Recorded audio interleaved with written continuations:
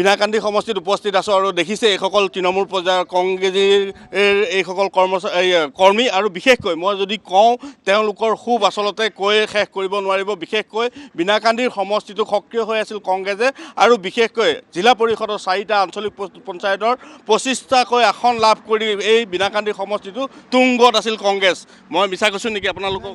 নাই ঠিকে কৈছে আপুনি। ইমান দূৰ থকাৰ পাছত ঠিকে কৈছে আচলতে কি কয়? মিত্ৰতাই আমাক ধ্বংসৰ ফালে ঠেলি দিছে। ইয়াত নেচাৰেল সম্পদৰ প্ৰতি ৰখিবলৈ আকৌ লালচ আহিছে। আমাৰ বিনাকান্দি সমষ্টিটো নেচাৰেল এটা প্ৰাকৃতিক দৃশ্য থকা সম্পদ। প্ৰাকৃতিক সম্পদৰ প্ৰতি তেওঁৰ সদায় লোভ। তেওঁ ৰাজনৈতিকভাৱে আমাৰ বিনাকান্দি সমষ্টিটোক সদায় পিছ পেলাই আহিছে। যোৱা 6 মাহ আগত তেওঁৰ ল'ৰাই টিকেট পাইছে, খেলি হাৰিছে। এতিয়া আকৌ তেওঁৰ ল'ৰাৰ যদি টিকেট লাগে, আমাৰ যিজন কংগ্ৰেছৰ ৰেহানুদ্দিন ডাঙৰীয়া তেখেতে তেজ পানী কৰি A-ক্লাছ কণ্ট্ৰেক্টাৰী বাদ দি আজি কংগ্ৰেছক জল পটপট অৱস্থাত আনিছে, এটা স্থিতি বাহাল এটা স্থিতিত আনিছে।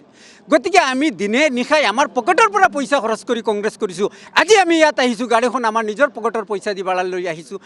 আমি কংগ্ৰেছ কৰাৰ কাৰণে আমি নিজৰ জলাঞ্জলি দি কংগ্ৰেছ কৰি আছোঁ। সিহঁতে আমাক টিকট দিবলৈ বাধা দিয়ে। তাৰ আঁৰত আছে ৰকিবুল। এই একমাত্ৰ ৰকিবুলৰ কাৰণে আমাৰ এইখিনি হৈছে।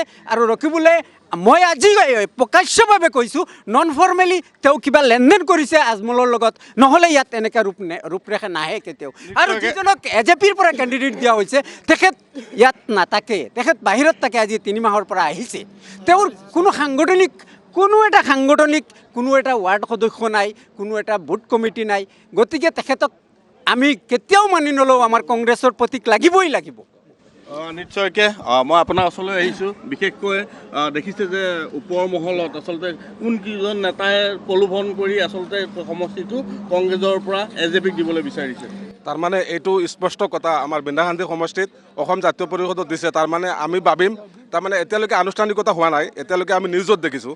তাৰমানে তেওঁলোকে যদি AJPত প্ৰাৰ্থী দিয়ে ইয়াত মিত্ৰতা হিচাপত, তেতিয়াহ'লে আমি ভাবিম যে ADFৰ লগত গোপন মিত্ৰতা কৰিছে। গতিকে আমি ওপৰৰ হাইকমাণ্ডক অনুৰোধ জনাইছোঁ যে এতিয়ালৈকে আনুষ্ঠানিকতা হোৱা নাই, গতিকে আমাৰ ইয়াত কংগ্ৰেছৰ প্ৰাৰ্থী দিব লাগে। যিহেতু আমাৰ এই বিনাকান্দি সমষ্টিত 4টা ZPC কংগ্ৰেছৰ জিতিছে, 25খন আঞ্চলিক পঞ্চায়ত কংগ্ৰেছৰ আছে। গতিকে আমি হাইকমাণ্ডক আৰু ৰকিবুল হুছেইনকো কৈছোঁ যে আপোনালোকে যেনে তেনে হওক আমাৰ কংগ্ৰেছৰ প্ৰাৰ্থী দিব লাগে আৰু আমি ইয়াত কংগ্ৰেছৰ প্ৰাৰ্থী জিকাই আনিম। প্ৰথমতে মই আপোনালোকক আমাৰ বিনাকান্দিলৈ অহাৰ কাৰণে খবৰ ল'বলৈ মই ধন্যবাদ জনাইছোঁ। ইয়াৰ পিছত মই এইটো ক'ব বিচাৰিছোঁ যে 2 এদিনৰ পৰা আমি মিডিয়াত দেখা পাইছোঁ যে আমাৰ সমষ্টিটো AJPক দিয়া হ'ব, কিন্তু আনুষ্ঠানিক আমি এতিয়ালৈকে একো পোৱা নাই। আমি কংগ্ৰেছ আগৰ পৰাই কৰি আছোঁ, এতিয়াও কৰি আছোঁ। কিন্তু এটা কথা আমি এতিয়া ক'বলৈ ওলাইছোঁ যে কংগ্ৰেছৰ যিমান সংগঠন আছে, যিমান ভাতৃ সংগঠন আছে, সেই সকলো সংগঠন যদি মজবুত আছে তেতিয়াহ'লে 126টা বিধানসভা সমষ্টিৰ ভিতৰত বিনাকান্দিত চবতকৈ বেছি সবল আছে। কাৰণ বিনাকান্দিত যিজন যুৱ নেতা আছে ৰেহানুদ্দিন ডাঙৰীয়া, তেওঁ একবাৰে প্ৰত্যেক বুথ কমিটিৰ পৰা আৰম্ভ কৰি একেবাৰে জিলা পৰিষদলৈকে প্ৰত্যেক কমিটি তেওঁ বাৰে নতুনকৈ গঠন কৰি আৰু সকলো সময়ত কংগ্ৰেছ দলৰ প্ৰত্যেক কৰ্মীৰ লগত যোগাযোগ ৰাখি সদায় কংগ্ৰেছৰ হৈ কাম কৰি আজি বিনাকান্দি সমষ্টিক কংগ্ৰেছক ইমান ষ্ট্ৰং কৰিছে। ইয়াৰ পিছতো এই ডুবাইৰ পৰা এজন নেতা, যিজনৰ পৰিয়ালে যোৱা নিৰ্বাচনত তেওঁৰ ভনীয়েকে এটা দলত, তেওঁৰ সৰু ভাইটিয়ে এটা দলত, তেওঁ নিজে আণ্ডাৰ দলত, 3টা দলত ঠেং মেলি নিৰ্বাচন খেলিবলৈ ঘূৰে, সেইজন মানুহক এতিয়া আনি আকৌ AJPয়ে নতুনকৈ কেণ্ডিডেট দিব, সেইটো এই সমষ্টিৰ মানুহে কেতিয়াও মানি নলয়।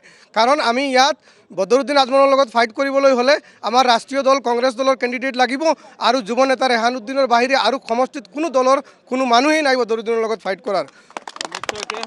বিশেষকৈ আপোনাৰ ওচৰলৈ আহিছোঁ, কি ক'ব আচলতে যিসকল নেতা আছে আচলতে নেতাবোৰে তেওঁলোকে মোটা অংকৰ লালচিত এনেকুৱা ধৰণৰ পদক্ষেপ লয় নেকি বাৰু? আপোনালোকে নিশ্চয় জানে ৰকিবুল হুছেইন ডাঙৰীয়া আজিৰ পৰা নহয়, আজি 20 বছৰৰ পৰা আমাৰ বিনাকান্দি সমষ্টি পূৰ্বৰ যমুনামুখ সমষ্টি লৈ হেতালি খেলি আছে। আৰু এইজনৰ মালে লাগে, মাল আৰু একো নহয়। আগত কিবা এই পশু মন্ত্ৰী না কিবা মন্ত্ৰী আছিল, সেইটো মন্ত্ৰী আছিল। সেইকাৰণে কংগ্ৰেছ আজি ধ্বংসৰ ওপৰত ঠেলি দিছে। আৰু আমি এটা কথা আপোনালোকৰ যোগেদি আমি সন্মানীয় গৌৰৱ গগৈ ডাঙৰীয়াক আমি এটা কথা ৰিকুৱেষ্ট কৰিব বিচাৰিছোঁ, যিহেতু আজি কেইদিনমান আগত আমাৰ এইখন দবকাত ইমান ডাঙৰ এখন বিশাল সভা হৈছিল, সেই সভাখনত তেওঁ নিজে কৈছিল ইয়াত বিনাকান্দি সমষ্টিত কংগ্ৰেছৰ প্ৰাৰ্থী হ'ব। আৰু তেখেতৰ মুখৰ কথাৰ মূল্য ৰাখক। সেইকাৰণে আমি তেওঁক ৰকিবুল হুছেইনৰ কথাত উঠা হোৱা নকৰিবলৈ তেখেতক আমি আহ্বান জনাইছোঁ। তেখেত এজন সভাপতি, সন্মানীয় পদত আছে, এজন মিয়া বাই, এইটো ৰকিবুলটো মিয়া বাই, আমি মিয়া নহয়, আমি খিলঞ্জীয়া অসমীয়া হয়। এই মিয়া বাই আমাক ধ্বংস কৰি পেলাইছে। সেই মিয়া বাহিৰ কথাই উঠা বহা নকৰিবৰ কাৰণে আমি গৌৰৱ গগৈ ডাঙৰীয়াক ৰিকুৱেষ্ট কৰিছোঁ যদি অনাগত দিনত আমাৰ কংগ্ৰেছৰ পাৰ্টি ইয়াত দিয়া নহয় তেনেহ'লে আমি তীব্ৰ আন্দোলন কৰিম আৰু কংগ্ৰেছ আমি এই বিন্দাকান্দি সমষ্টিত নাইকিয়া কৰি দিম একদম 100% কৈ দিছোঁ ক্লিয়াৰ কথা এইটো নিশ্চয়কৈ কি ক'ব বিচাৰে প্ৰথমতে বিন্দাকান্দি সমষ্টিত আপোনালোক অহাৰ কাৰণে আৰু আমাৰ কংগ্ৰেছ কৰ্মীসকলৰ মনৰ বেদনা আপোনালোকে উপস্থাপন কৰাৰ কাৰণে ধন্যবাদ জনালোঁ এতিয়া হ'ল আমাৰ বিন্দাকান্দি সমষ্টিত কংগ্ৰেছৰ 25টা পঞ্চায়ত আছে আৰু 4টা জিলা পৰিষদ আছে ইয়াৰ পিছতো যে আমাৰ কংগ্ৰেছৰ টিকেটখন ৰেহানুদ্দিন ডাঙৰীয়াক দিয়া নহয় ইয়াত কাৰণ হ'ল ইয়াত বহুত ডাঙৰ এটা ডিল হৈছে আমাৰ সাধাৰণ কৰ্মীৰ মুখে মুখে সেইটো যে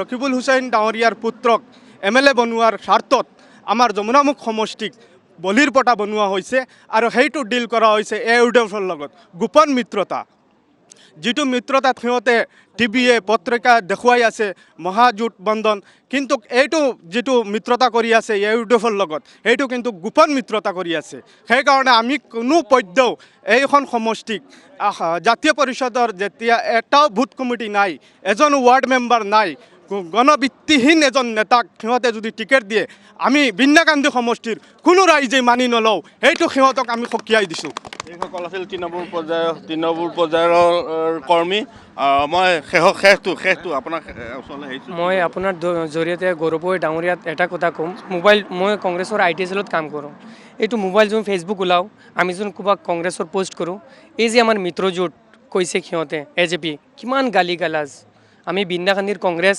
2018 চনৰ পৰা কৰি আছোঁ আমাৰ দল ইমান শক্তিশালী একমাত্ৰ ৰেহানুদ্দিনৰ দ্বাৰা কিন্তু এই যোৱা দুদিন আগত যিটো হৈছে মিত্ৰতা ভালকৈ হোৱা নাই কিন্তু সিহঁতে ইমান ট্ৰল কৰিছে ইমান মানে গালি গালাজ কি ক'ম আৰু গতিকে আপোনাৰ জৰিয়তে মই গৌৰৱ গগৈ ডাঙৰীয়াক এটা অনুৰোধ কৰিছোঁ এইবাৰ বিন্দাকান্দিত কংগ্ৰেছ দলক দিবই লাগে অন্যথা আমি কিন্তু ভয়ংকৰ পৰিস্থিতি হ'ব নিশ্চয়কৈ এইসকল আছিল কংগ্ৰেছৰ তৃণমূল পৰ্যায়ৰ কৰ্মী আৰু এইসকলে আচলতে ক'ব বুজাইছে বিশেষকৈ বিনাকান্দি যিহেতু মই পূৰ্বেও কৈছোঁ যে 4টাকৈ জিলা পৰিষদকে কেন্দ্ৰ কৰি 25টা আঞ্চলিক পঞ্চায়ত এই যিহেতু ইয়াত কেইবাজনো আচলতে কৰ্মী মই যদি কওঁ